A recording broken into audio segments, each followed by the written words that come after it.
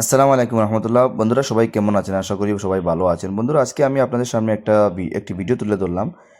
আর এই যে ভিডিওটা তুলে ধরলাম সেই ভিডিওটার টপিক সম্বন্ধে হয়তো আপনারা অনেকেই বুঝতে পেরেছেন। বন্ধুরা আপনারা সবাই কৈলাসহরের যারা দেখতেছেন এই ভিডিওটা হয়তো সবাই সম্ভবত এই মানুষটাকে চেনেন। উনার নাম যদিও আমার মনে নেই, মুকিত হবে সম্ভবত, মুকিত ভাই হবে। মানসিকভাবে অসুস্থ মানুষটা আপনারা সবাই জানেন উনি। কিন্তু ওই দিন কিছুদিন পূর্বে যখন আমি মাগরিবের নামাজ বাজার মসজিদে পড়তে গেলাম তখন মাগরিবের নামাজটা পড়া শেষ করার পর যখন এই মানুষটাকে দেখলাম একা একা নামাজ পড়তেছেন উনি বাজার মসজিদের ভিতরেই।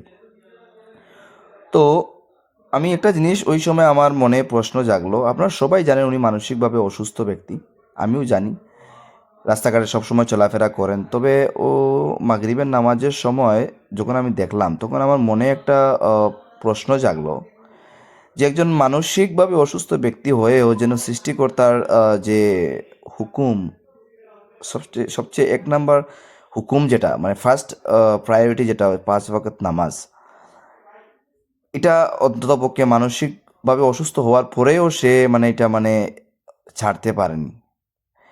কিন্তু আফসোসের বিষয়টা হচ্ছে মানসিকভাবে সুস্থ ব্যক্তিরাই, আমরা যারা সাধারণ নর্মাল মানুষ যারা আছি, সব কিছু ঠিকঠাক থাকার পরেও কিন্তু আমরা সৃষ্টিকর্তার ডাকে সাড়া দেই না। কিন্তু এই মানুষটা মানসিকভাবে অসুস্থ হওয়ার পরেও কিন্তু সে মসজিদে গিয়ে নামাজ পড়তেছে। এটা দেখে আমার খুবই ভালো লাগলো, তাই ভাবলাম আপনাদের সাথে ভিডিওটা শেয়ার করা অত্যন্ত প্রয়োজন।